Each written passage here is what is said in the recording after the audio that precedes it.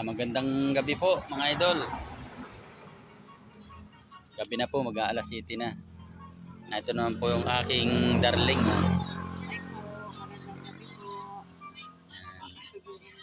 Nagbabantay po siya ng tindahan naming maliit.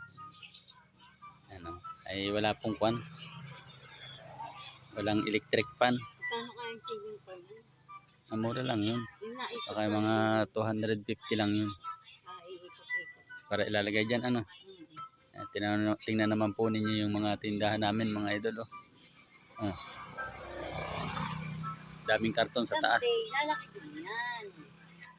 Ganun talaga, magsimula mo lang sa maliit. Yan, magsimula daw po sa maliit. Yan naman po butas-butas ng mga idol. Oh. Butas-butas. Wala po kaming mga idol na pangpa-dingding. Kaya po gayaan yan. Mamaya po yan, hahakutin ko rin. Paloob naman, paloob dun sa bahay. Kaya naman po ang sakripisyo namin dyan. Sakripisyo namin.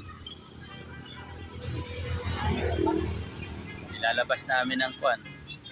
Mga mag-aalas 4. Tapos, pag ganito ng mga lima paggabi na, ipapasok namin mga alas 8 ng gabi. Yan po. Oh. Wala po talaga. Wala po kaming maibili ng kwan. Pangdingding. Kapo pansahig. Yan, magandang gabi po sa atin lahat. Binibidyo ko po at para makita naman ng iba ng aking tindahan na walang kwan.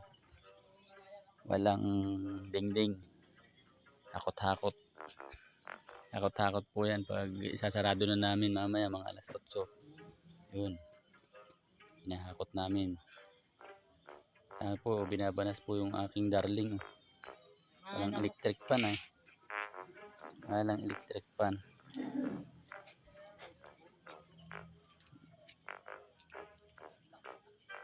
Dilim pati. Isang ilaw. Ito lang ilaw namin. Dilim.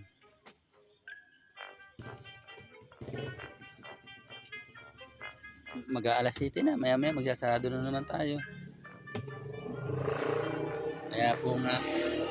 Kaya nga po kawawa kami. Walang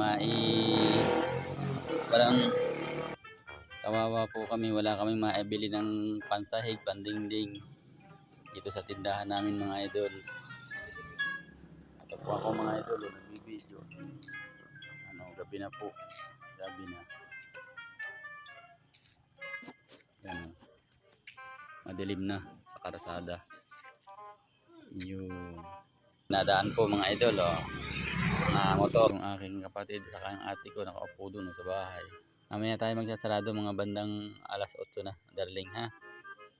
Magandang gabi po at ingat-ingat po tayo. God bless po mga idol.